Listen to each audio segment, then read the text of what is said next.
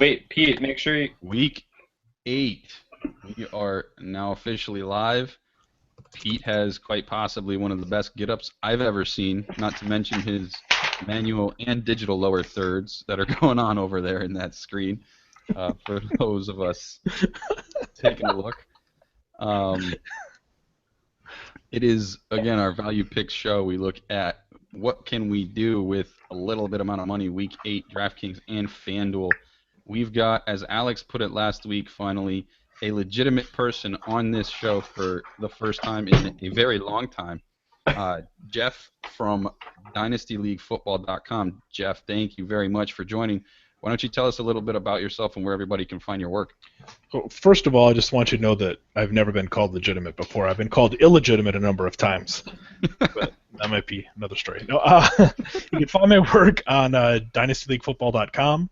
I write about Dynasty League football, kind of. It's mostly I write about non-football things and pretend like it's about football, and they still let me write for them. But yeah, it's like this podcast. Like it doesn't make much sense. And then you can find me on my 2 Twitter accounts where I'm spending, I don't know, 12 or 13 hours of my day steady every day. So, and you can see those under my face. I just started the sports trivia one. It's not, just so everybody knows, it's not real sports trivia. I'm screwing around. All right. Well, thanks, Jeff. We appreciate you coming on the show. And to reiterate, you do a lot of Dynasty League thinking. So what we're actually going to be doing is not only pulling from your knowledge and your thoughts of this week's games, but we're going to try and do a little bit of tie-in into Dynasty with some of the plays and give our viewers a little different viewpoint of not just DFS but Dynasty League looking. As we did 2 weeks ago, we had the Listener League this past week. It was a $2 40-person league. The winner was Zakath, Z-A-K-A-T-H, however you want to pronounce that. If you're watching, hit me up on Twitter. Let's get you on. Ross Anderson still hasn't hit me up, but hopefully he will soon. We want to get him on, go through what you guys were thinking in your lineup construction. The winner this week went with the lineup of Luck, Gurley, Lamar, Mike Evans, T.Y., DeAndre, Delaney, Travis Kelce, and the Rams D. Total of 234 points. So that was a monster week from this guy. So congrats to him. Walks home with, I don't know, $20 and chance to get on the show. So congrats to you, sir. Way to go. Alex, how did you do in your lineups this week? I did well. My cash went well. I used a similar lineup to what we made. I went Gurley. Once you had Gurley, Miller, Freeman, it really didn't matter. Everything else went pretty well. And Palmer at the end. It was actually a lot lower owned than I was expecting him to be. I know it was like around 30, but I was expecting him to be more owned. It's still pretty high, but yeah, I was right there with you. My cash hit in pretty much every contest I was in, so that was nice. Pete, how'd you do? I did all right. I had, as you know, we texted over the weekend. I had a couple lineups that were right on the borderline, and if I had a big day out of a Palmer Fitz or Palmer Brown or Palmer Floyd stack, then I have a huge day.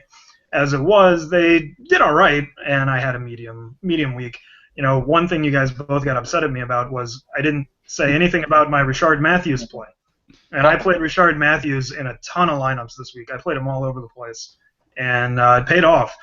I really thought that Houston was a beatable secondary, and I was on board with the Tannehill stack, and I thought, a lot of people are going to play the Tannehill Landry stack, so let's play some Tannehill Rishard Matthews stacks. And I wish I would have played more Tannehill Landry stacks, which I played a couple. But yeah, overall not bad. My wallet hates you.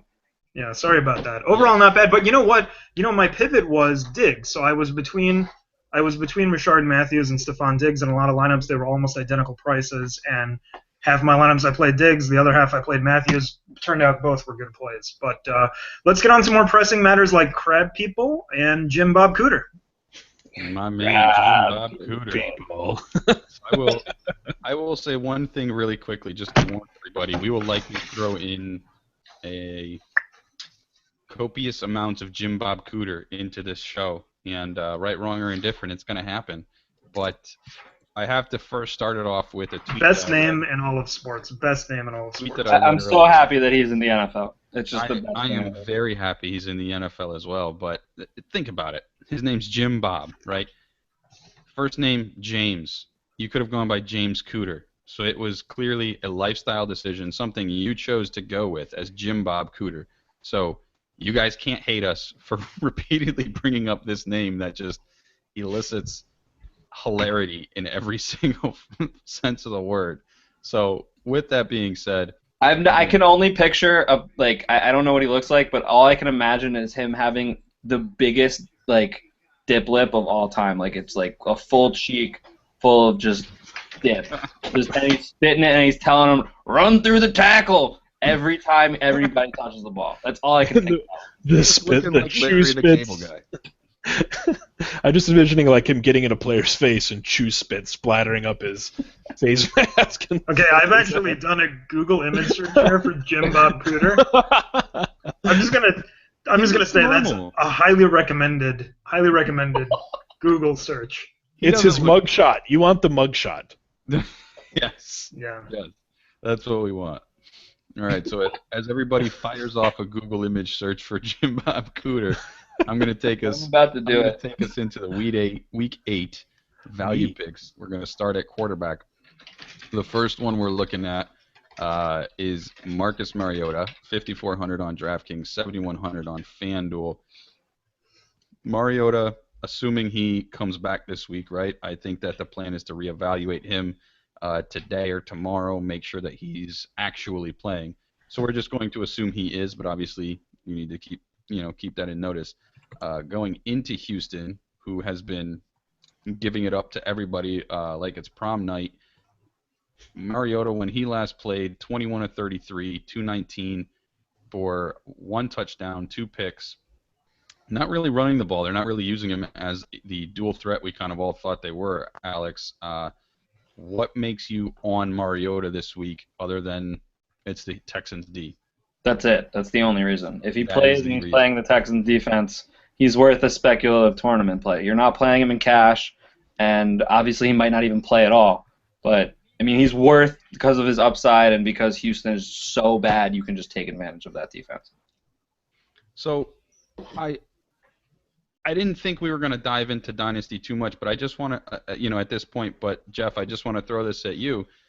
Do you like Mariota in a Dynasty format right now? I mean, obviously he's been drafted by now, but, is he somebody that you would opt to trade for or you want to acquire at this point, knowing that they have no idea what's going on in the backfield? They're not using him as a dual threat like I mentioned. What do you think? Well, without getting into dynasty philosophy where I don't trade for quarterbacks, in terms of his potential in general as a quarterback going forward for fantasy purposes, I kind of find it heartening that he's played as well as he has without the real presence of a run game. I have a lot of hope for Mariota. He has the whole mental side of the game already conquered, which is huge, and physically he has everything that's needed. And then when he's out in the field, he looks like he's in command. He's patient. He doesn't force stuff. I mean, all rookies force stuff, but I don't know that he has the highest ceiling in the world. But in terms of his long-term potential to be a very good quarterback, I really, really like him. He's moved up at least a dozen spots in my rankings since the draft ended. So as far as quarterbacks go, I think he's like in my top 15 now, which for a rookie is that's really high praise in Dynasty. Yeah, that's good. Okay, thank you very much for that. Pete, I'm going to throw somebody at you that I think Jeff would laugh at if I brought it up to him, and that's Brian Hoyer, who is 5,300 on DraftKings, 6,900 on FanDuel this week. He's on the opposite side of this same game. So Tennessee's coming into Houston again. Against Miami, Hoyer went 23 of 49 for 273, 3 touchdowns, and 1 pick. Now, other than wanting to punch him in the face for not targeting Hopkins and completing passes to Hopkins as much as we wanted, how do you feel about Hoyer this week going against a Tennessee defense that actually just pretty much shut down Matt Ryan? Yeah, the matchup is not great, although to be honest, I'm a little more on the side of Matt Ryan shut down Matt Ryan. He hasn't been as productive as we wanted him to be there. And I think something's not quite right with that passing game. I don't know what it is. Maybe it's just they want to get the ball to Devontae Freeman 30 times a game, which is understandable. But I'm not actually overly worried about the matchup. What I see with Hoyer that I like is that he's actually been remarkably consistent. Now, look, Miami blew him out, so he got a lot of garbage points. But you know what count? Garbage points count. So since he has taken over the starting gig, he's thrown for, correct me if I'm wrong here, 10 touchdowns in 4 games. 10 touchdowns in 4 games, and that includes not starting one of those 4 games. He's thrown for almost 300 yards per game, 312, 293, 273. So, I mean, he's producing like a low-end quarterback 1. You know, if you look strictly at the production and you just close your eyes and forget about how he's getting it, he's producing as a low-end quarterback 1. Regardless of how this game goes, I can see Hoyer being a very viable weekly DFS play. You know, I'm not in love with him. There's a lot of risk. But if you look strictly at the numbers in production, I have no problem stacking him with somebody, and I have no problem stacking him with DeAndre Hopkins again, despite what happened last week. Yeah, I think we'll get into that a little bit when we talk about the guy that Hoyer chose to throw a couple touchdowns to, who wasn't named DeAndre Hopkins. But that's a good, I mean, really good point there. I agree. I think we're still in the same boat where he's just a GPP play, right? You wouldn't touch him in cash still? Yeah, definitely not. I would play him in cash. Against Tennessee? Yeah, he's had 3 straight weeks of 22-plus points at 5,000. Even if he only gets you 15. You know, we always talk about hitting value. Yeah, he's right? a very, we talked about with Freeman, like he might not have the most upside, but he's getting you at least 12 to 13 points, and that by itself as his floor is almost value on its own with the extra upside. So I would feel I'm not going to do it. I don't like his upside, but I guess the concern though is I believe that the Tennessee Titans thing isn't real. Like I don't think they're suddenly good against the pass. I don't think they're suddenly shutting anybody down.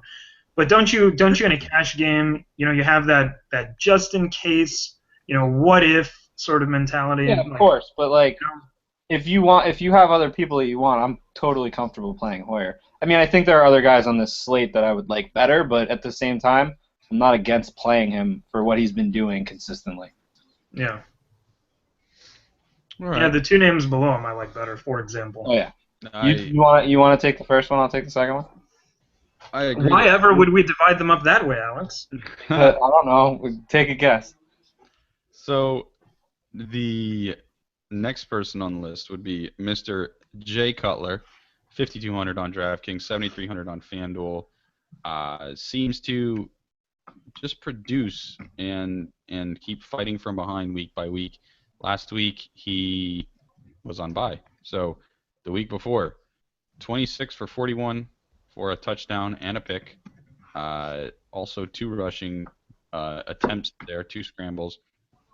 23 fantasy points on DraftKings, 18 and 18 each of the week before. So he's hitting you cash value, if not tournament value, each of the past 3 weeks there. Beat on DraftKings again, 5,200, 7,300 on FanDuel. Minnesota coming into town though. Minnesota, assuming Sharif Floyd's there, better against the run. Their DBs haven't been torched too bad this year. They've actually been, middle of the pack, I think. What's your thought on Cutler this week then? You like him more than Hoyer, but I don't think that's really saying much. So give me a little more. It's definitely not. Here's my thought on Cutler, and it's sort of weird to say this based on the Jay Cutler of, his entire career. He's been, under Adam Gase's offense, he's been remarkably consistent. They're going to throw the ball between 40 and 45 times a game. He's got a lot of nice weapons. Forte out of the backfield, as we know, Alshon Jeffrey, Martellus Bennett, Marquise Wilson having actually a pretty nice underrated season. And the way that they want to get it done is they want to get it done on the back of Jay Cutler. Forte is still a workhorse, yes, but if you look at the numbers, Cutler has been, bizarrely enough, the model of consistency with limited turnovers, with one exception, and that's the Green Bay game. Of course, the Arizona game, he got hurt early, so you can't do a whole lot about injury. But outside of matchups with Green Bay over the past 3 to 4 seasons, Cutler's been consistent, productive. He's getting you a couple scores a game, usually limiting the turnovers. I think he's at 5,200. I mean, if you were to say this week, name one quarterback who's almost a lock to hit value, he's only got to score 15 points. So, I mean, the likelihood of Cutler reaching that benchmark, I think, is extremely high. That's what I like about him. I think, weird to say it, I think Cutler's a safe play. Jeff, Yeah, can I jump go ahead, in? Alex. Yeah. One of the things that I like for Cutler going into this week is that Minnesota has been good against the quarterback, and I think it's a little misleading because the one quarterback that is most comparable to him that they've faced is Matt Stafford. They've played him twice, and both weeks they've given up 21 points or more to him. So that's just something that, with that sling it mentality where I think Minnesota could get up early, that's going to lead to Cutler easily hitting value this week. So Jeff, if I remember, you're a Bears fan, right? That is correct. So, Do you want to jack off for Goff?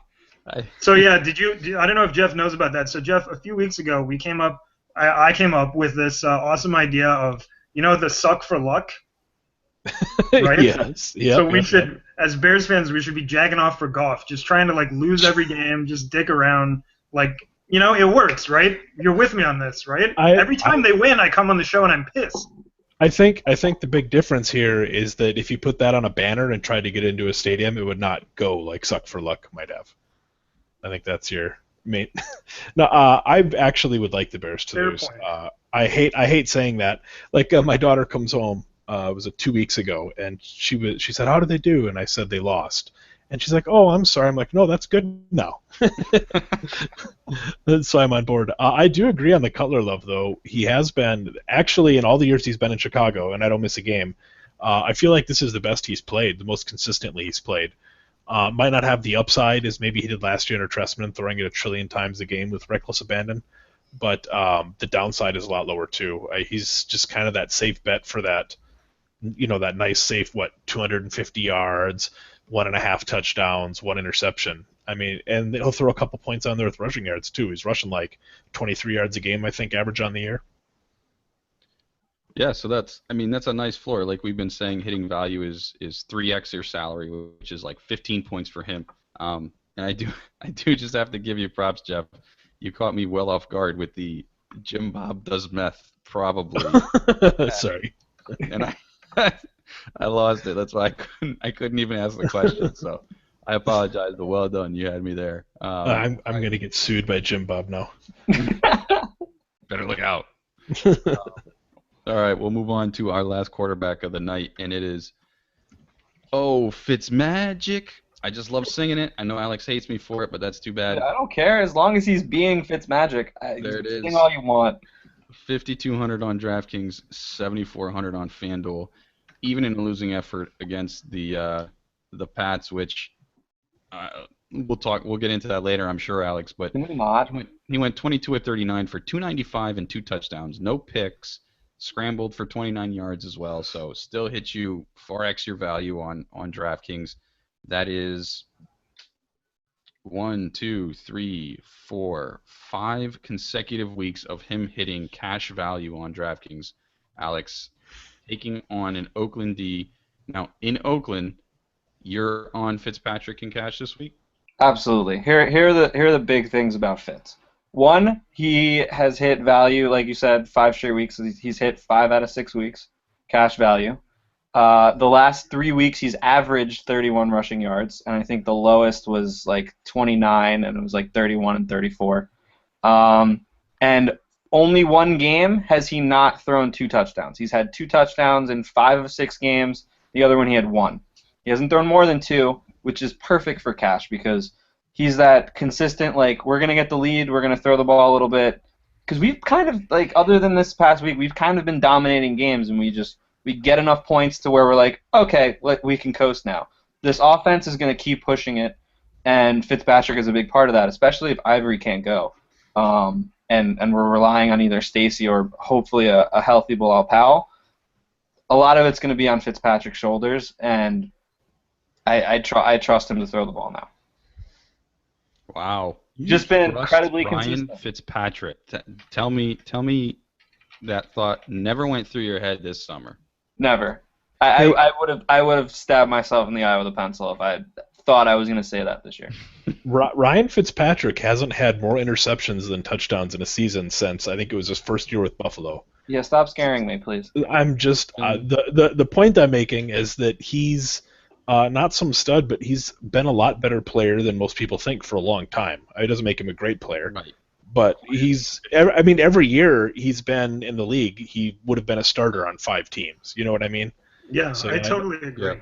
And now he's got people. That's the thing is, like, this is the first year of his career where he actually has a legitimate team around him, and they're doing pretty well. They're actually, like, the Jets are probably a playoff team. Fitzpatrick has been ragged on his entire career without, he doesn't do a lot of stupid things. He doesn't turn the ball over a whole lot, and when you put him in the right situation, he can put up numbers. Yeah, my only concern with Fitz is sometimes, like, he has this, like, mind-body thing. He's obviously he's smart. He went to Harvard. Whoa, hold on. Ryan Fitzpatrick went to Harvard? Yeah. I have never heard that before. That's great sarcasm. I loved it. That was perfect. Just caught me off guard. Not used to it. I took him off the rails. Were you also aware that he has a beard? Yeah. Does he? I had no idea. What I wanted to say. I'm sorry. All right. So, mind body. Because he's so smart, he thinks he can make certain throws, but, like, his body is just like, nah, like, we can't make that throw. Like, I don't know what you're thinking, and that's where his picks come from. It's not like those stupid, like, what were you thinking? Why were you throwing that ball there? It's just, yeah, like, our body can't do that. Like, I know you think you can do it, but it's just not gonna happen. Like, those are the only picks he throws, and with the talent around him, he's not really making those kind of throws anymore. Yeah, and just to put one thing into perspective, maybe for the Bears fans, they can kind of agree to this. Brandon Marshall might play into that, right? He might be kind of used to that with Jay Cutler throwing him the ball. Not necessarily that the arm can't make the throw, but that he's got to save interceptions, he's got to make great catches because the ball isn't right where it needs to be every single time. If there's last week, a receiver in the league that does that and is used to it for his entire career, basically, it's Brandon Marshall. Yeah, I think having big rangy targets like Marshall and Decker is certainly a help to a guy like that. Absolutely agreed. All right, that is Decker. All he has to do is pull a Flacco and just. No, I don't want him to ever pull Flacco. Flacco was like, like when you sling a pizza, that big doughy, you know what I mean? That's what it looked like to me when Flacco was just like, pepperoni, like, just. Pick it off. I don't give a shit. What are you going to do? I'm going to make another pizza if you pick off the pass. No problem. That's what it looked like. Just tossing it up there and seeing what happens. Maybe it comes down and you keep making the pizza. Maybe you get another one. Who gives a shit? Why not? Is that an Italian or like an Eastern European accent? I don't know. It's a little bit of both, okay? It's a little bit of both. Just like Flacco is a little bit of everything, right? No, he was going for the Flacco. Italian. Is that Italian or Eastern European? What the hell is Flacco? And what kind of last name is that? He was going for Italian, but because he's Greek, it just went off the rails with Greek. It sounded like an Italian person trying to do like a racist Eastern European Russian type accent or something. Yeah, we'll show you. Make fun of us Italians, bastards. Thanks for making fun of the Italians there. Appreciate it. No, I'm just saying that's what his throws look like. They look like a guy tossing pizza. He's just like, how like the pizza spins and just hangs in the air. That's what was happening. I think there's Italians that can toss pizza in the air nicer than he was throwing those passes. I totally agree. All right, let's get off. Now we're off the rails. See, we don't even want to talk Flacco, but somehow we're talking Flacco. So let's bring it back. We're going to go on to our running backs now. The first one that we're going to touch base on real quickly is Gio Bernard, 4,800 on DraftKings, 6,700 on FanDuel. Going into Pittsburgh this week. Last week against Buffalo, the week before against Buffalo, went 8 for 50 on the ground and a touchdown. Also caught a ball for 23 yards. Hit value for you in a cash format in looks like 1, 2, 3, 4 out of 6 weeks so far. So looks, Alex, like maybe game script will be in his favor here. That Pittsburgh rush D, I don't think plays too favorably to a Jeremy Hill type game. So is that what you're hoping for here? It's that, and the fact that this offense has kind of really relied on him to open up everything else. He hasn't had a game under double-digit points in DraftKings this year, so he's about as safe as it gets in cash because you can rely on your 10 points. So even if he doesn't hit value, he's not killing your team. Kind of like how Devontae Freeman did last week, like that whole conversation. But with Gio, you know he's going to catch the ball. You know they're going to give him opportunities to run. And with Jeremy Hill struggling, you know he's on the field. So he's going to be given those chances. He's had an extra week to relax off the bye, and he looked great the week before. So, I mean, I think he's about as safe as it gets in that price range. If you were Marvin Lewis and the Cincinnati Bengals, first of all, you'd have a lot more money. But second of all, Have a what nice would day. be... I just saw your tag, and I'm going to cry. Oh, okay, good. Just making sure. All right, if you were Marvin Lewis and the Cincinnati Bengals, all right, and you were headed into the bye week, what would be your number one priority? For me, it would be getting Jeremy Hill right. It would be getting the running game on schedule. It would be getting the Jeremy Hill of 2014 leagues under the sea back where you need him to be. That would be my number one priority. So I agree with everything you said, Alex. That said, I'm off of Bernard this week. I just want to see what happens. Make sure it's still going, and then we'll talk about Bernard again. But for me, I want to see. I think this is a sneaky Jeremy Hill week, is what I think. I have a Jeremy Hill opinion if you'd like to hear it. Go for it. Or even if you wouldn't like to hear it. For an article that I'm doing with Nick Whalen for DLF, we did a big film study of all of his carries last year and all of his carries this year. And the getting him right thing is going to take some work. He had tendencies towards this last year, but he tries to run like Gio Bernard should. He tries to get fancy with the footwork, tries to bounce runs outside, tries to hit the home run instead of taking the 3 yards. And it was a problem here and there last year, but I think probably through a little bit of luck, a little bit of variance, and the fact that he wasn't as bad as he's been this year, he had a really nice season. I had him really high in my rankings, but he's looked terrible this year. It's not the offense, it's not the play calling, it's not the usage. He's looked absolutely terrible. I put some screenshots on Twitter of holes he missed that you could drive a truck through. I saw that. He dances around and then tries to hit the home run, and it's too late. He's cutting back runs instead of hitting the crease for a nice safe gain. And I'm just worried about whether or not that can be an in-season fix. That said, they seem super intent on trying to get him right, possibly to their own detriment. So I could definitely see this being a big Jeremy Hill week in terms of workload, but in terms of production, I don't really see it. Yeah, I mean... That's my concern with Bernard, is just... I want to see what they do coming out of the bye. Like you said, that they've been intent on it. So if I have a DFS lineup where I can play whoever the hell I want, I'm looking for guys who are going to get a heavy load, who have high upside and a high baseline as well. It's fair. I mean, I just think he's been excellent this year.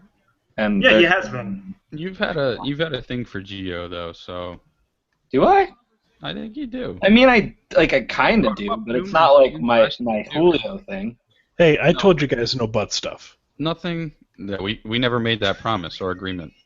Yeah, I don't think any of us actually answered that. All right, fine. You got to see the size of Alex's gorge when he talks about Julio, though. I mean, it's impressive. He does as impressive as Jim Bob Scooter? It could be close. We knocked that one out of the park, P. Well done. Well done. Let's get back. Let's get back on the rails. We're going to talk about appropriately named Danny Woodhead. 4,500 on DraftKings, 6,100 on FanDuel. He is a PPR monster. Caught 11 of 12 targets this past week for 75 yards and 2 touchdowns. And oh, by the way, he's a running back. He ran 5 times for 26 yards, but that's not why you play this guy, right, Alex? I mean, at 4,500, again, going into Baltimore now, his usage has always been, or has been, this season pretty decent. So not like Melvin Gordon being out really propelled him into this great state that we haven't seen all year. But if Gordon comes back, I mean, we can't really expect another 25, 30-point outing from Woodhead, can we? I mean, I'm not expecting that every week, but I mean, he's clearly other than Antonio Gates, I think he's the best weapon that Rivers has at his disposal, and the one that he trusts the most, because that last drive, like, I know it was garbage time, but he didn't even look at anyone else. He was like, all right, Danny, go grab the ball, run, do your thing. He looks to him all game long, and Melvin Gordon kind of is becoming like not a thing right now because he's the fumble issues and they're not really trusting him. So Danny Wood has been on the field like a lot more.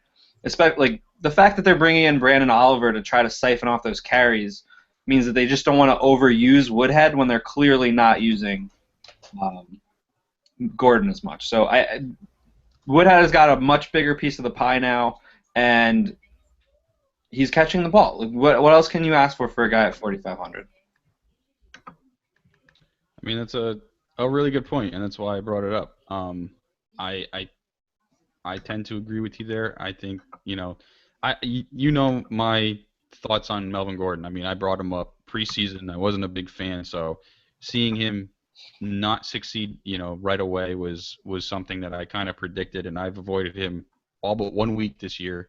And that week, I think, was when they played Cleveland, and we just thought, oh, chalk. So let's see. Let's move on to our next guy here, and I know. Can we just pause here? South Dakota was actually way behind last week, and I think that's what turned Woodhead into a monster.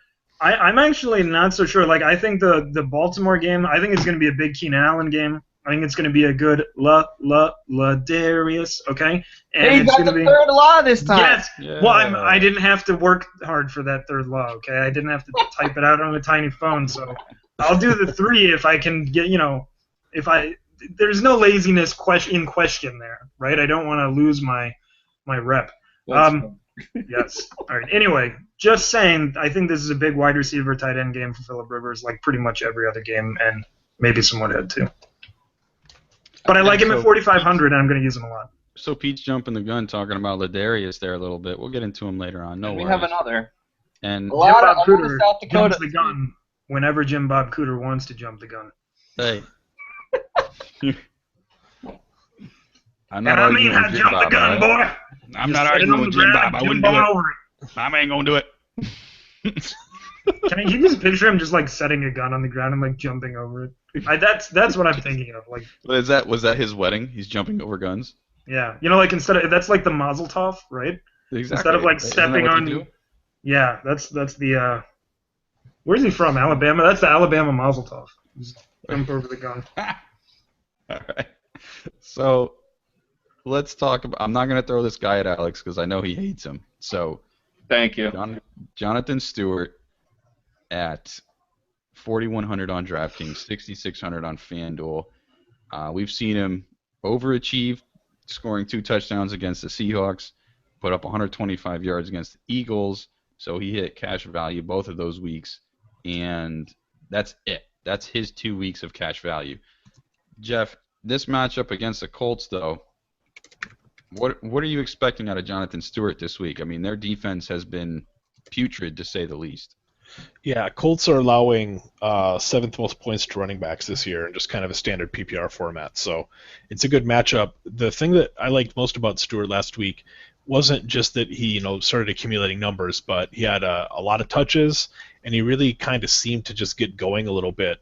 He really hasn't had that this year, not consistently. So this is the kind of game where maybe he can put 2 in a row together. And look, you saw how he finished down the stretch last year. He was absolutely sensational, both on the field and in fantasy. So this, to me, feels like a really good opportunity for him to kind of keep things going and build momentum into the second half.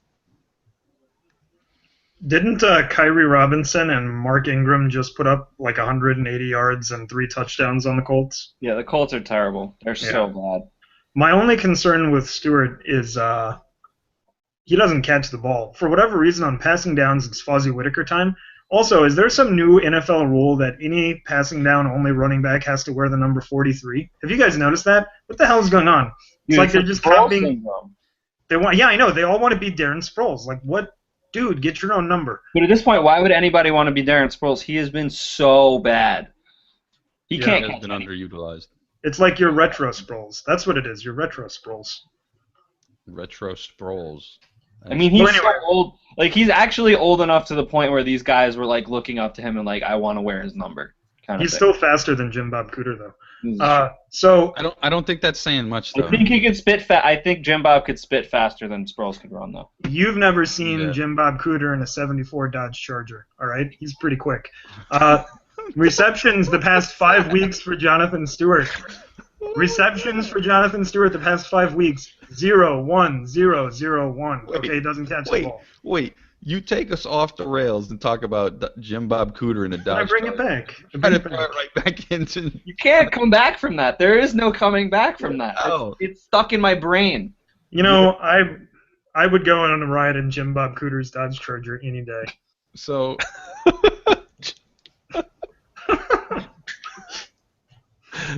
oh god. That's very methy of you. I bet you Jim Bob's daily driver is like a '74 Charger. The '74 You know Chargers, it is. those aren't even the cool. Those aren't even the cool Chargers. Like they Right. stopped being cool in '70 or '71, and then they weren't cool again until a couple of years ago. A '71 Charger is a total Jim Bob car. Right. Thank you. 7 miles to the gallon with only like 140 horsepower. That's got Jim Bob written all over it. Well, hey, With a as an, 1974 South Dakota Charger driving it for him. Make fun of my home state like that. That's hurtful to my feelings. that's right. I meant to tell you, Jeff Pete. doesn't know the joke. So Jeff Pete's is mom texted Pete for advice and asked about the South Dakota tight end, Darius Green.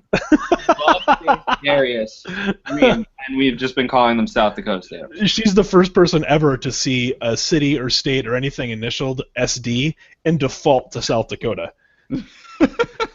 Like Pretty much. People say, "Where are you from?" I'll say Aberdeen SD, and they'll be like, "San Diego." It's like, no, not Aberdeen, San Diego. That's not a thing, you dipshit. Wait, I've actually been to Aberdeen. It's a pretty cool place. That's not for real, have you? No, I have. I did a film festival there like 10 years ago. Oh, okay. Yeah. What do you mean by you did a film festival there? Did you act? I went Did you there. produce? No, I was writer director actually. Oh. So it was a What's the porn film's film name? festival. With Jim Bob Cooter. It was his gay vampire scene. That does not exist, nor would I be disposed to discuss it should it ever. Whatever. No, you know what it was? Actually, it was kind of fun. It was a 48-hour film festival. So you go and you show up on a Friday night and they hand you like, okay, you have to use this prop, you have to use this line of dialogue, and here's your genre. And you have to write, produce, edit, everything. You have to create a whole movie in 48 hours. And it was a ton of fun. It was one of the most fun things I've ever done.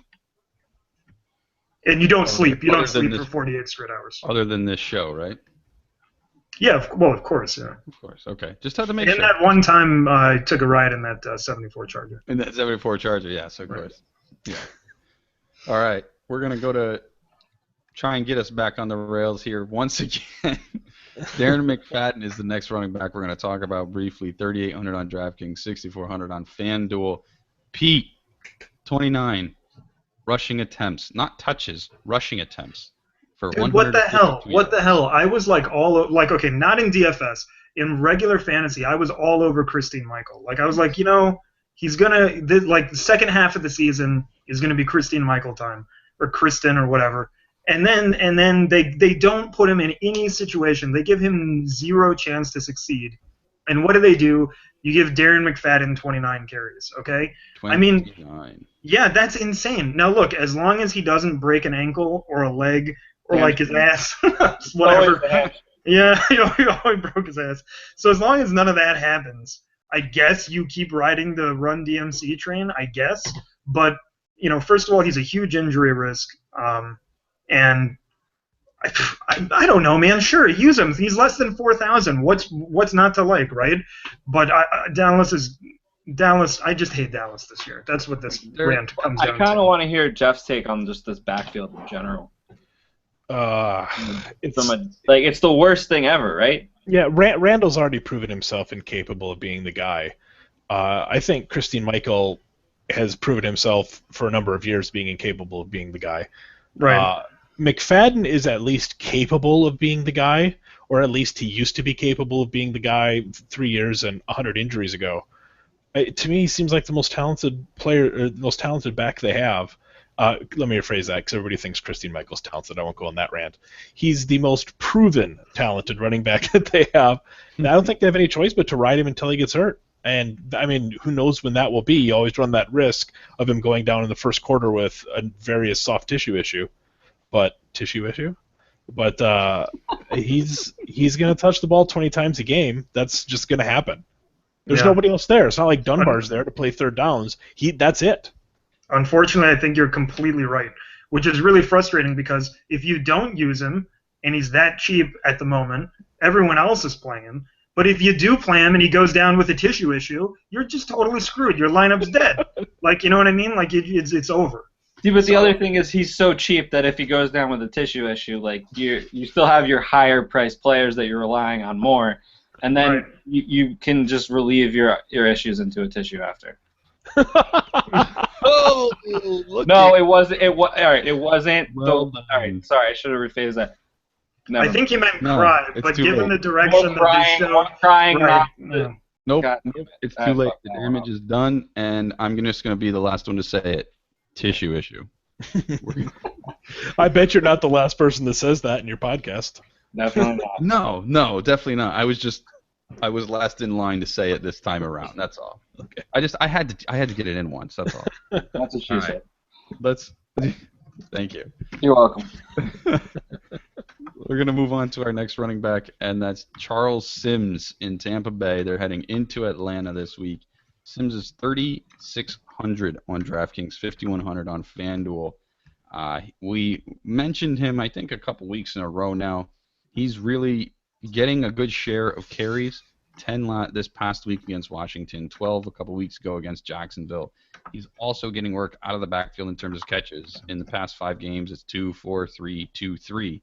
So he's there. He's getting decent amounts of touches. It's what is he doing with them? Unfortunately, this past week it was 10 carries, 49 yards, 2 catches, only 17 yards, and he lost a fumble. So you saw 7.6 fantasy points on DraftKings. Didn't hit you cash value, but 1, 2, 3 of the prior weeks he did. So Alex, knowing that it's I don't want to say a timeshare per se because you see Doug Martin putting up all these gaudy stats, but they're really splitting carries or splitting snaps, I should say, to the point where Sims holds value, right? I mean, you're looking at an Atlanta D that's been surprisingly good against the run this year. What makes you think Sims is actually going to exceed value this week? I just need to say Atlanta has been awful against the run this year. Sorry, Yeah, what are you- around? My bad. So, I mentioned this last week. For a while, it was 50-50. Like, they were actually getting 50-50 snaps. Then, not this week that just happened, the week before, Doug Martin had 70%, or 2 weeks ago before their bye, had 70%.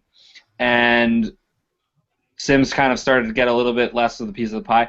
I picked this more for the matchup. The Falcons are terrible against the run. They allow running backs to catch the ball all over them. And if they're up, they're going to need to put Sims in the game more and kind of spread everything out and use him as well as Doug Martin. Doug Martin's still going to have the bigger piece of the pie. That's what makes Sims not really a safe cash play because Martin will get most of the work, but Sims can do a lot with a little. Okay. You're absolutely right. My apologies on the Atlanta defense. They might be like They've top been- 3 worst. I They think. are on DraftKings the 31st out of 32. Yep, there you go. So top 2 worst, even worse. But okay, so Sims, like we both said, getting opportunities, and that's what you're going to want, especially against that defense.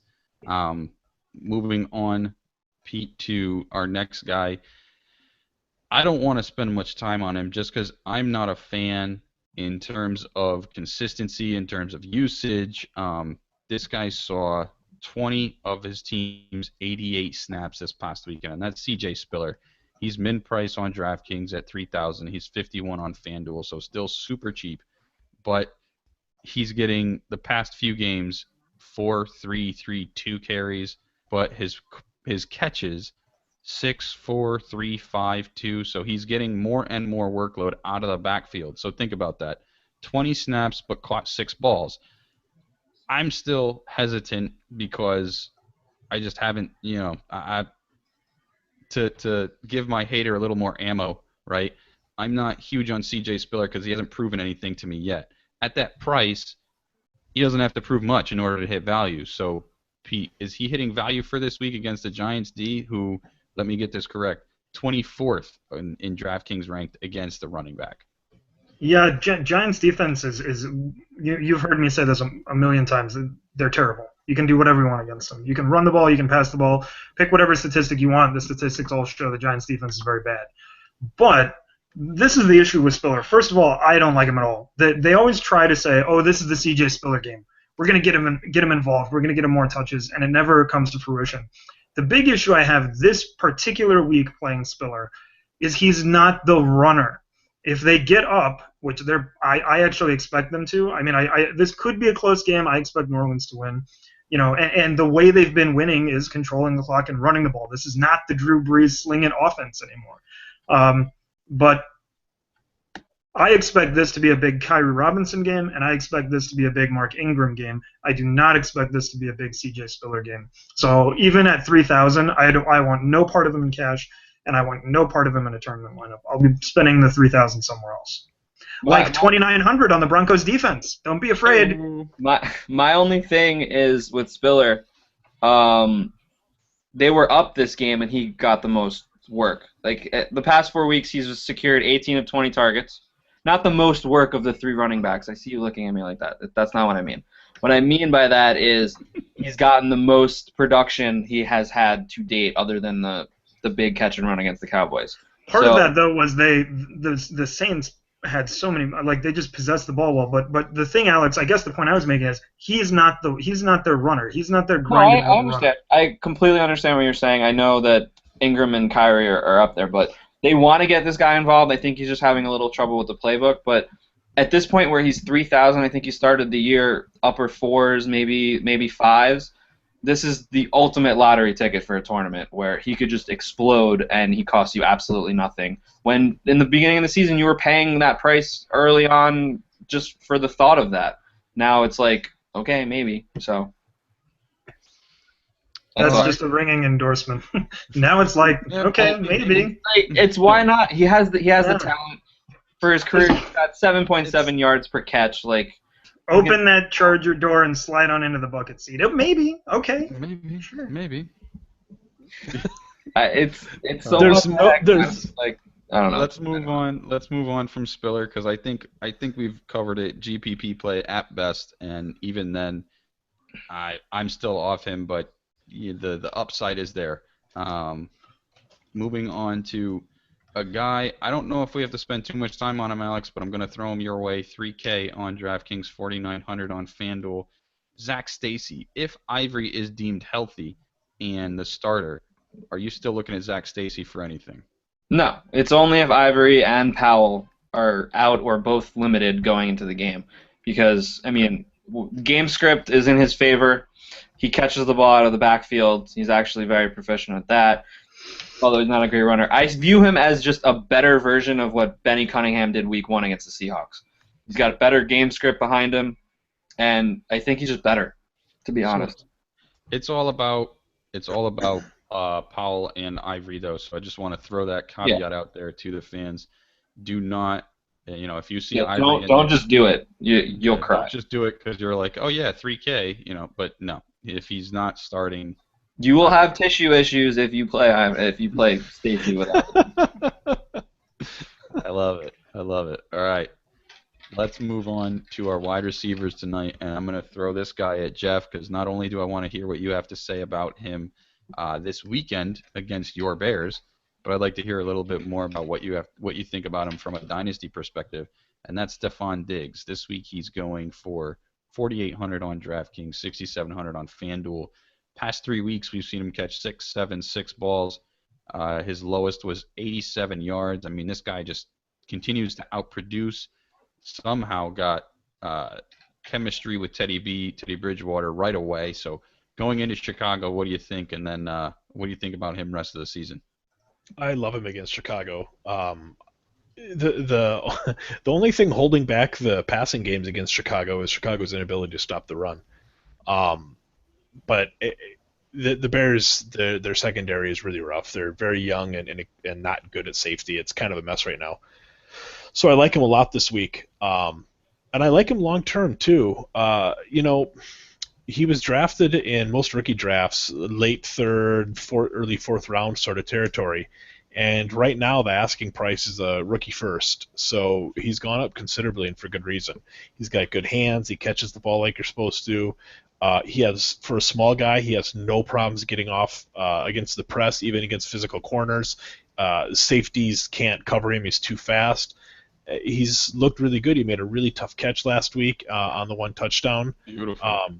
Yeah, I think he's the real deal. I have him on a roster, and I fielded a couple offers for him, and he's one of those guys where I'm not interested in selling him right now. If all of a sudden he turns out to be not the guy we think he might be, that's cool, but the upside is so immense, I'm just not willing to sell.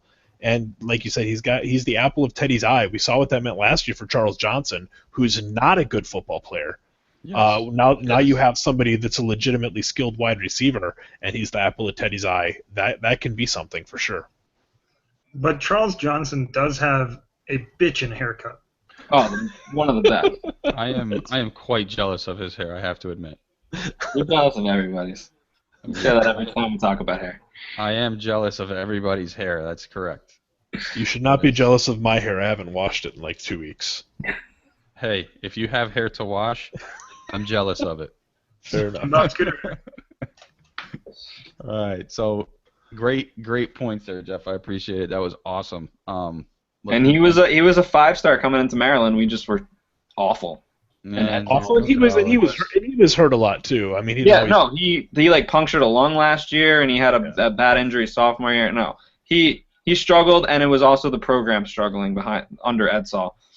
I mean, hopefully we figure it out next year, but regardless. But he was a very highly sought-after player coming into college. So when he went in the 5th round, it was almost like thankfully like this guy's getting the opportunity, because he should have.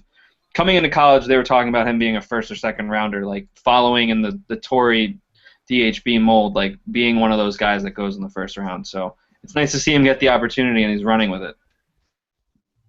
And it's nice to see Alex throw in his Maryland love, and the you did mention a lot of that last week, but it's good to hear it in the Dynasty kind of talk, the tie-in with Dynasty and how he's been successful at other levels, and there was hope for him to be successful at this one. Now he's getting the opportunity, so we do like him, especially this week. Keep up on him. Let's move on to our next receiver, Pete. Marvin Jones, 4,200 on DraftKings, 5,400 on FanDuel, going into Pittsburgh. We've seen over the past 4 weeks, let's say, 9-5-1-5 are his receptions for 95, 61, 4, and 94 yards. His worst week was against KC out of these past 4. And that was the 1 week that we were all over him saying Kansas City is giving up 64 points a game to opposing wide receivers in PPR formats. You should play Marvin Jones like in every single lineup. I did play him in a ton of lineups, and then he just pooped all over himself. So, yes. Yeah, he's a boomer bust. Look, tissue issues. He definitely, the thing is, he's obviously a boomer bust player, so we're talking about a GPP only play, in my opinion. Here's the thing, though. Pittsburgh, and I actually wrote about this a couple weeks ago in a stats article. Pittsburgh can be beat with deep plays, and you saw John Brown do it. Okay, and I think that's the key to focus on here. Jones he's caught quite a few deep balls this year. He's a deep threat. And if there's a week to play him, it was the week where he put up 1 catch for 5 yards against Kansas City. But if there's another week to play him, I think this is a pretty good time to hop all aboard the Marvin Jones train. By the way, doesn't Marvin Jones just sound like a Motown type thing? Marvin Jones and the what? I don't know. What's a good backup band name? And the Tissue Issues. Marvin Jones and the Tissue Issues. But that's why we need to have Mark, you got to get on this merchandising. We could sell so many Oh my T-shirts and god. stuff. And, yeah, Marvin Jones and the tissue issues, and it's just like Marvin Jones going like this, like dropping a ball, and like just like some Kleenex, and then we get sued by the NFL and a huge tissue conglomerate. It's perfect. Why have you not done this yet? I can't wait to get sued. Yeah, I'm on it, man. All I right. told you I'm on it. I'm on it. All right. I'm going to get away from Marvin Jones and his tissue issues. Honestly, I did think the same thing, though. Every time I see Marvin Jones, maybe it's Marvin Gaye and maybe it's someone else named Jones, but I think of the same thing. I always just put, Right. like, There was Quincy Jones, soothing- right? Quincy there we Jones go. and Maybe Marvin Gaye. that's You it. I put them always put, like, together, and you soothing got Motown music into my head when I think of right. him. But You know what it is? It's the name Marvin. It's the name Marvin could be. because what that's about such a Marvin good. That's not Marvin the Martian doesn't really, No, but I don't Marvin, it's associate just that such a with. good Motown name. It is. I'll agree there. But If anyway, my name was Marvin, I would definitely try to get into like soul music. Marvin Karayanis. Yeah, Awesome. I mean, I don't think that I'd have to change my last name to something a lot cooler, but All right, let's move on to our next receiver, Mr. Nate Washington, Nasty Nate Washington, as Alex likes to call him. 3,600 on DraftKings, 5,400 on FanDuel. Alex, we've seen whenever he's in the lineup, he does get targets. This past week was obviously the biggest week, probably of his career. 9 for 127 and 2 touchdowns. At a bare minimum price, he hit 12x value on DraftKings, so pretty stupid value there. Only went up to 3,600 here, going against Tennessee. What are we thinking there, Alex? Tennessee is 11th in DraftKings ranks against the wide receiver position. Well, like you said, the targets he has had, and not in order. I just know it's 8, 9, 11, and 16. And the 2 weeks he had more than 10, he went over 100 yards. So with Cecil Short still battling his always perennial tissue issues, Nate Washington is getting on the field, and he's getting the opportunity because this team has to throw the ball. They're going to be down early, even though they're playing Tennessee. And without Arian Foster, this team has no running game either, unless they give the ball to Alfred Blue 40 times and then he gets 100 yards. But other than that, there's no running game. So they have to throw the ball to DeAndre. They have to throw the ball to Nasty Nate. And at 3,600, those target numbers are not fair for that price. So I'm rolling with them this week.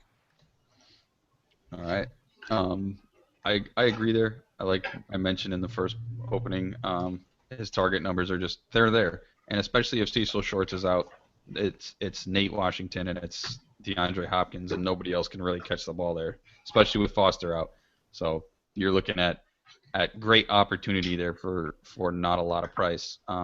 Let's move over to the next wide receiver. I'm going to throw this at you, Jeff. Ted Ginn Jr., 3,400 on DraftKings and 5,300 on FanDuel. He caught 5 for 59 against Philly this past week. A couple weeks ago, he caught 2 for 18 and 2 touchdowns against Tampa, 4 for 93 against New Orleans, 4 for 41 against Houston. Against an Indy defense that's been torched by receivers for most of the year now, do you think Ted Ginn actually has some value this weekend? Let's temper the enthusiasm last week for a little bit. Half of his points came from that run. Actually, I shouldn't say half. A third of his points probably came from that run. And I don't think he's going to have a 43-yard run every week. But that said, for a guy whose cost is pretty low, he's got that upside that every week they don't have anybody else. I mean, Funchess is a non-factor. Greg Olsen hasn't even been that involved. There's going to be somebody every week, and it's been him, 3 or 4 weeks in the last month. So, sure, why not? I mean, especially in a good matchup. Right. I mean, the matchups there, the opportunities again are there, and really what we're looking at is cost per opportunity. It's for him and for Nate Washington. It's almost the same argument. Very, very low. And if not them, who? Right? I mean, you have no one really else there, like you mentioned with Funchess and Olsen being the main focus of everybody else's defense. There is opportunity for Ginn to run wild. Although my expectations of him actually running wild would be, a few catches, 5 or 6, not the 10 or 12 that, a DeAndre Hopkins can run away with. But let's see. And very good point about the run. You're absolutely right. 40% of his points did come on that 43-yard run, which was his first run of the season. So He still had 8 targets. Can't count on that every single week, but just good point. Good point bringing it up. Let's move on to the next receiver, Pete. Stevie Johnson, 3.2K on DraftKings, 5.9K on FanDuel. We saw him come back from an injury this past week, 4 for 50 against Oakland, only 9 points on DraftKings. So his salary dropped to 3.2. Against Baltimore, who, again, the opportunity is there, second worst against the wide receiver position according to DraftKings. Are you loving him? Not loving him, but I think he's a decent play. The thing to keep in mind is with Stevie Johnson, he was remarkably consistent towards the beginning of the year, but has fallen off. Now, one thing that is in favor of playing Stevie this week is the Ravens have been brutal against opposing wide receivers. You can throw in the Ravens, you can put up points against the Ravens, and that's the way to beat them. So for matchup purposes, I like Stevie Johnson, as well as, by the way, the rest of the South Dakota Chargers. But that said, look, for 3,200, he's only got to score 10 to hit value in a cash game. I mean, to me, Stevie is a pretty nice, low-value cash game play. I don't see the upside for a GPP, but actually I do like him in a 50-50 double-up format. Very nice. Very nice. Also interesting to think about. With him coming back, assuming Gates is out, right? I mean, if Gates is back, that kind of nicks some of Stevie's value to you, Pete.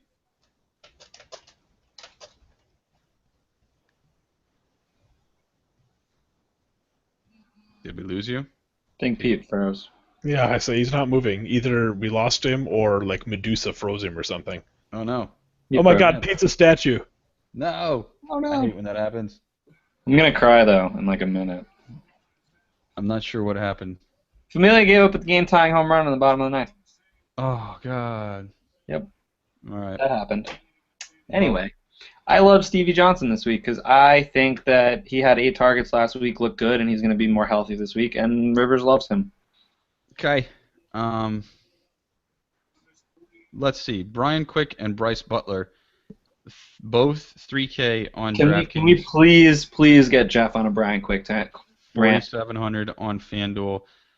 We're not really going to touch on him, I don't think, as a target for DFS. But Jeff, go ahead, talk us up on Brian Quick. I'm so sad. I love Brian Quick. If you, I actually just tweeted this out before the show here. He had his first 4 games last year. If those fantasy scores, carried over into this year, he would have the 2nd, 4th, 5th, and 6th highest scoring games of any Ram so far this season. So basically, he'd have 4 of the top 6 slots. Yet for some reason, Brian Quick can't get on the field, and I think that reason is probably that Jeff Fisher is completely incompetent, which is rare for a guy with such a regal mustache. I don't have a better explanation. Their receiving options suck.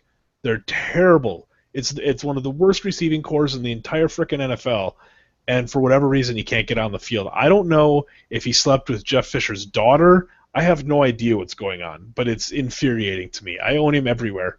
I loved him as like a sneaky upside wide receiver 3 this year. He was like the wide receiver 14 through the first month of last season, 8 or something. He was a borderline wide receiver 1 for an entire month last year. You couldn't combine the careers of the rest of the Rams receivers and be able to say that. So yeah, there's my Brian Quick rant. I don't understand how... You can't start him. You can't play him anywhere in any format right now. I was forced to play him last week in a league, a 16-team league, where I was ridden with bye and injury. And, of course, he scored 0. I mean, I was expecting that. But he's unstartable in a 16-team league when you have 8 players on bye. It's tough, because, like, how is Tavon Austin a thing? Like, I just don't understand what's going on in that. Like, thank God for Gurley, otherwise this team wouldn't win games. What's Nick Foles averaging? Like 11 fantasy points a game this year. He's He's low so scoring bad. quarter. He's the worst fantasy quarterback in a league where Brian Hoyer is a starter. Oh man, that's That's pretty bad. bad. I never thought of it that way. That's awful. I just like threw up in my mouth a little bit. Sorry. It's very frustrating me. Part of it's Foles, a lot of it's Fisher though. He did have one catch that wasn't a catch last week. He was pushed out of bounds, came back in, and made a brilliant catch. Actually, I think a holding penalty is what ended up negating it. But he's still the big, strong, physical guy with good hands that he's always been. It's just the difference is he kind of figured out how to run routes once in a while. And I don't know. I'm not sure what's going on, but it's been very frustrating for me. Understood. So, Understood. well, Mark, we didn't get to Bryce Butler, but I wanted to briefly talk. I'll go briefly. If it wasn't for his tissue issue, he probably would have been Brandon Whedon's favorite receiver in Dallas. He was starting to look to him. He had that big catch and then came up lame on that catch. Came back this week, 5 targets for Matt Castle, catching 2 of them for I think it was 41 yards or something. This guy is a freak, and this is also somebody I wanted to bring up while Jeff was on. You can't play him this week unless you're crazy. I mean, if you want to play him in a tournament, have fun. He might blow up. Probably not, though. Chances are very slim. But Bryce Butler, he's 6'4", incredible athleticism. I don't know why the Raiders gave up on him. I know they have Cooper, Crabtree. They love Seth Roberts. They love Holmes. Like, I don't understand what's going on there. So they just shipped him off to the Cowboys, and the Cowboys are finding a way to use him. If he was healthy, I think we would already be talking about him. So I'm looking to see him increase his usage as the weeks go on, especially as Dez kind of gets back into the swing of things. Because Cole Beasley and Terrence Williams are awful. No, you don't say. They're terrible. Did you see the pass that went off Cole Beasley's head? I couldn't stop laughing. And then he was so bad he had to apologize on Twitter. He wasn't looking, and all of a sudden, just like. Did you see his wife's tweets to all of the? She responded to like a whole shit ton of tweets about Beasley and how he like ruined the game, and she was just flipping out, swearing at people. Like she eventually, I guess, had to take her account private. It was hysterical. Good stuff. Dude, could you imagine being like the spouse of a really famous person and then going on Twitter after a game or their movie came out or something? No, I'd want to scream at people too. I feel bad for her a little bit, to be honest. Oh, I feel terrible that people are actually like. I mean, people are brutal, right? And they like legit get on you. Like some tool in the chat right here is like going off on us right now, right? How bad is it to go off on a few guys talking fantasy football, right? Now think about these guys there's millions and millions of dollars at stake, millions of people watching, and they've got so many haters. I mean, it's incredible to see stuff like that. So I agree with you. I feel bad. I'd probably react the same way, but at the end of the day, they get paid millions of dollars for that lifestyle. They know what they're getting into. So I'm not at that level yet. Maybe someday. But we're not there now. Don't hold your breath. Yeah. Unless tissue issue goes multinational, I think maybe you should just temper your Oh my God, we should do that. I want 50%. That was me. You guys do all the work. I'll just take the licensing. Just take the cut off the top. I think the licensing fee. There you go. That's quite a licensing fee. 50%. Jesus.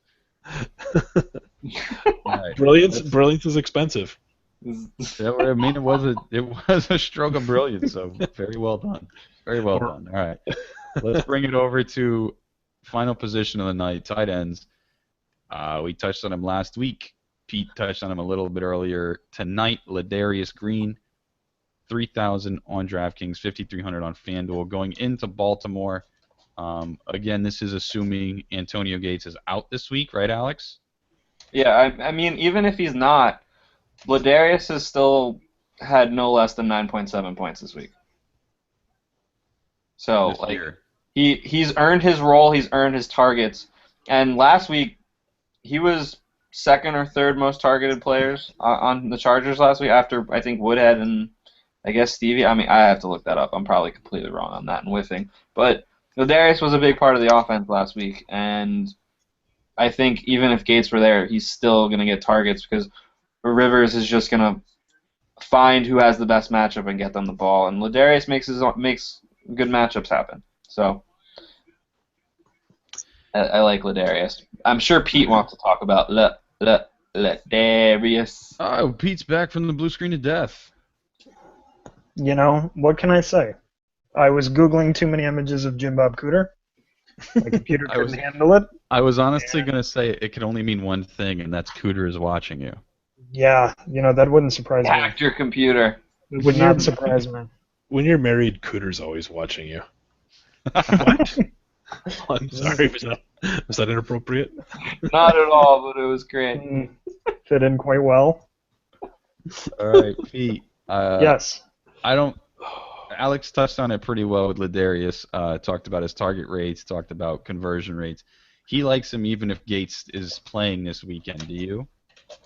Yeah, but from what I've seen, Gates' injury is keeping him out, right? They said it's a multi-week injury. Ooh. I believe so. Must Yes. play. I believe so. Yes. Yeah. So, but even if he does play, I still like Green. He was productive the 2 or 3 weeks with Antonio Gates playing. Not counting last week, he was still fine. So, yeah, I think regardless of whether or not Gates plays, Green remains a good play, especially at the price. Even if Gates is in there, I'd still use him. Although, of course, you have to temper your expectations a bit. All right, let's go into.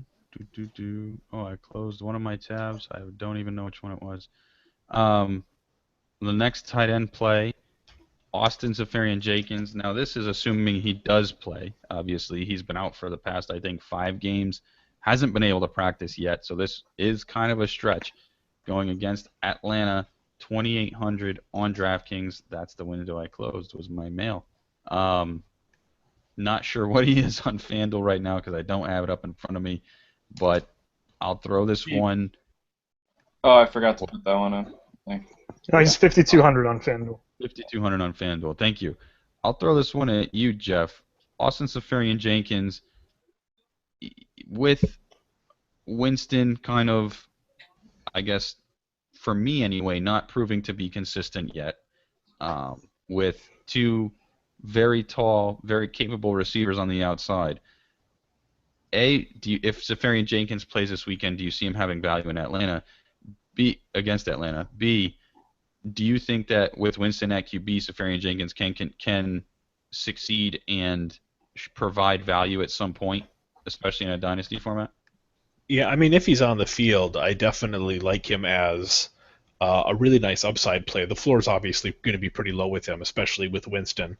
Who knows what's going to happen? I do reject the fact that Vincent Jackson is still a capable big receiver. I think he's more just of a big receiver right now. If healthy, if on the field and everything is going well, I don't see why ASJ can't be the second option there. I don't know that he'd step right into it, but I fully expect it by the end of the season. I love the guy. His weekly upside is through the roof. The only thing at this point, the only thing stopping him is himself a little bit. You know, just kind of getting more experience at the position and more comfortable. But he's playing a lot faster this year than he was last year in the limited action we saw. Yeah, I'm a huge ASJ guy both this week, if on the field. I'm in a couple of leagues and I'm itching to start him this week. So if he goes, he'll definitely be in my lineups. Yeah, it's a great matchup. Atlanta sucks against the Titans. Yep. Good point too with Vincent Jackson there. All right, Alex, I'll throw the last guy of the night out at you, Mr. Crockett Gilmore, 2,500 on DraftKings, 5,000 on FanDuel. This past week at Arizona, caught 5 for 53. The week before at San Francisco, 3 for 30. Bare minimum on DraftKings. Obviously doesn't have to do much. San Diego, middle of the pack against tight ends. What are you thinking this week? What has to happen in order to kind of push you over the edge and say, okay, Gilmore is definitely a good play this week? I already think he's a good play. Obviously, he had that big week against Oakland. Then he got hurt in the middle of the game, missed a little bit of time. 2 weeks ago, he came back for the first time. came back for the first time, got reintegrated into the offense a little bit, and this week he got 7 targets. I think he caught 5 for 53. So this is the tight end that Flacco trusts, and he loves throwing his pizza pie balls to Crockett Gilmore. If you saw in the fourth quarter, he threw that pizza ball, and he just threw it up, and Gilmore just was like, oh, pizza, and he caught it like that, and it was glorious. It's just like, that's all, like, he just has to throw the ball up. Crockett Gilmore is huge. He's going to match up well against the linebackers or the safety. There are no other options to throw the ball to, and I know Jeff and I were talking about Chris Givens, who is a huge risky play this week, but we hope that maybe he takes over that Torrey Smith role while Brashard Perriman is still out. But Crockett Gilmore and Steve Smith are the 2 guys that Flacco's going to rely on, because Marlon Brown isn't. Kamar Aiken, when given all the targets of a 1, couldn't really do much with it. He was okay. He had value for us that week, but he wants to get the ball to Smith, and then he wants to go to Gilmore second. So he has a ton of upside, and for bare minimum at tight end, like, he needs 7.5 points for cash games. You save a ton of money playing him. So it's definitely worth it. If Gates is playing, I would probably, and ASJ isn't, I would shift to Gilmore. If ASJ is playing, I would go there, and if Gates is out, it's Ladarius, no question. But those 3 guys are definitely guys that I would play this week. I mean, that was literally like, if you watch the Monday night game, when the Cardinals were bringing everything, right? They were blitzing, they were throwing the house at Flacco on that last drive. And when they were doing that, that was like Flacco's play. I mean, that was what, I don't know if that was what Trustman called, although it wouldn't surprise me because of his brilliant offensive coordination. But that was the play. That was just throw the pizza up, see if Gilmore can come down with it over a cornerback. I mean, that's what they called. And you figure, as Alex pointed out, it's an excellent cash game play. He's only got to hit 7.5 points. That's 3 catches for 45 yards. And with his size and the way they're using him, if he comes down with 1 in the end zone, I mean, you're gravy. I mean, even if he gets 2 catches for 20 yards, he's not really hurting your lineup either. Right. That's the other thing. Like, with these low-priced guys, like, he's getting something.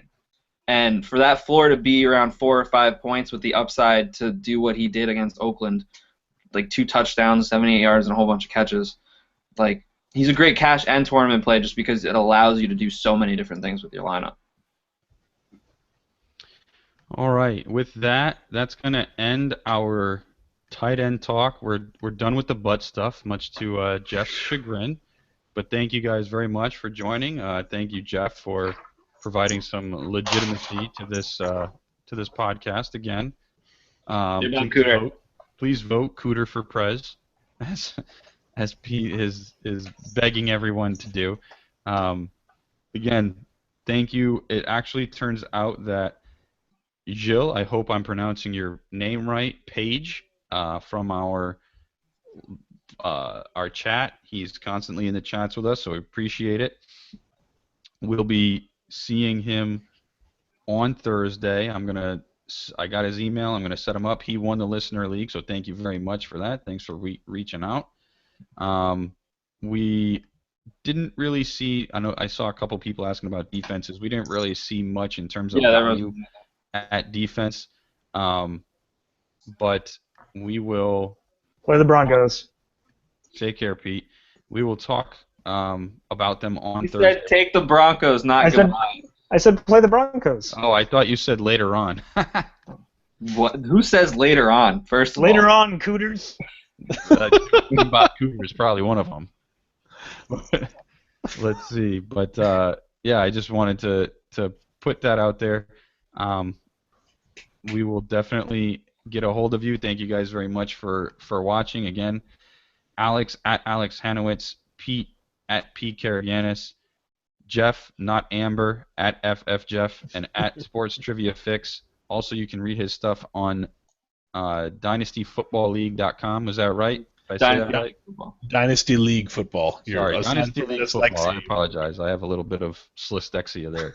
But, Nice. Mark, Nicely done. Thank you. I'm Mark at MN Milano. Again, thank you guys for watching. Please, if you like the show, click the thumbs up, share the video, reach out to us with comments on Twitter, anything. Hit us up, and we'll do our best to not only answer the questions but get them on the show as well. Thank you guys again. The link for the listener league is already in the description. I put it up to 100 people this week, so hopefully you guys can click in, join. Going to be very tough to win this league now this week. I came one spot out of cashing in one of the leagues last week, and I think 3 or 4 spots out of cashing in the other one. So no money yet for me, but soon enough. Soon enough. But again, thank you guys very much. That's it for Tuesday's show. We'll see you guys Thursday. Take care.